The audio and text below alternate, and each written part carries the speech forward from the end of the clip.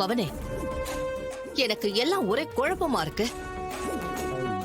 முதல்ல ஆசாரி வந்து செக் பண்ணி பார்த்துட்டு அது டூப்ளிகேட் நகைங்கன்னு சொன்னாரு. அப்புறம் அவரே வந்து எல்லாம் ஒரிஜினல் நகைங்கன்னு சொல்றாரு. கோவில்ல என்ன நடக்குதுன்னு எனக்கு ஒண்ணுமே புரியல. எனக்கு அதான் ஒரே குழப்பமா இருக்கு சித்தி. என்னமோ ஏதோ கண்கட்டு வித்த மாதிரியே இருக்கு. சரி, இங்க இருக்கிற நகையெல்லாம் எடுத்துட்டு வா அவனே பார்க்கலாம்.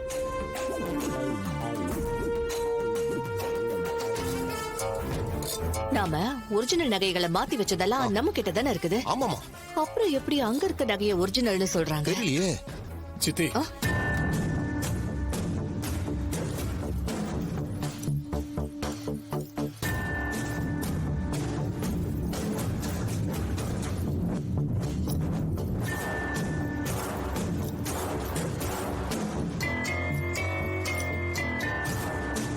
மவனே,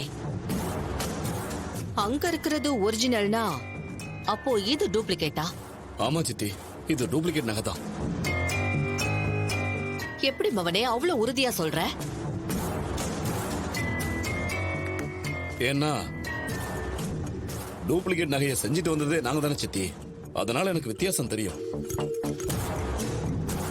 எல்லாம் சரி மவனே, வீட்ல இருந்த ஒரிஜினல் நகைங்க அங்க போயிட்டு எப்படி டூப்ளிகேட் நகைங்க இங்க வந்துச்சு? ஆஹா, சந்தேகம் ஜாஸ்தி ஆகுதே. சித்தி, எனக்கு என்னமோ அந்த டிரைவர் பையன் மேலதான் சந்தேகமா இருக்கு. அவன் தான் ஏதாவது தில்லாலங்கடி வேலை செஞ்சு இந்த நகையை மாத்திருப்பான்.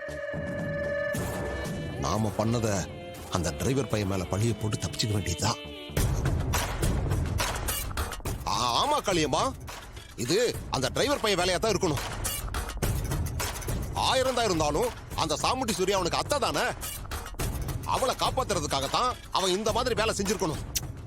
அப்படியெல்லாம் நடக்க வாய்ப்பே இல்ல. ஒரிஜினல் நகைங்க இங்க இருக்குன்றது அவனுக்கு எப்படி தெரியும்? ஏதோ தப்பா இருக்கு. அலிமா, அவன் தான் சூப்பர் மேனாச்சே. எப்படியோ தெரிஞ்சுக்கிட்டு வந்து தூக்கிட்டு போயிருக்கான்.